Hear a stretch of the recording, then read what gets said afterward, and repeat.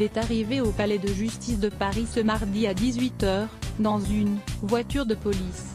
Vêtu d'un manteau jaune, le visage à demi mangé par sa capuche, la compagne du terroriste qui a assassiné 4 personnes et en a blessé 2 autres vendredi, à Carcassonne et à Trèbes, Aude, a été présentée à un juge d'instruction antiterroriste.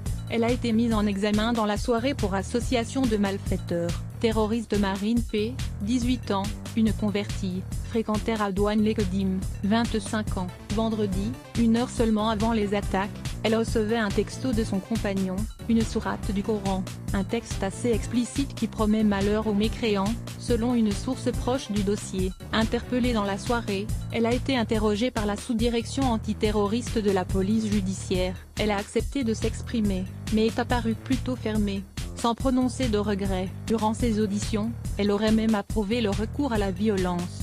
Aussi plus grand que Radouane Lekedim, un petit délinquant devenu fanatique. La jeune femme s'est radicalisée à partir de 2016, son comportement lui valant d'être fichée S. Elle aurait un temps envisagé de partir en Syrie, dans le califat autoproclamé de Déc, avant de renoncer à un séjour jugé dangereux. Voilée à son domicile, elle portait à l'extérieur des tenues plus neutres. Les enquêteurs sont intrigués par une absence de contact téléphonique avec Lekedim depuis le mois de janvier. Aucune charge contre le jeune homme de 17 ans arrêté. Ont-ils continué à communiquer clandestinement via des applications sécurisées en vue de préparer l'attentat ?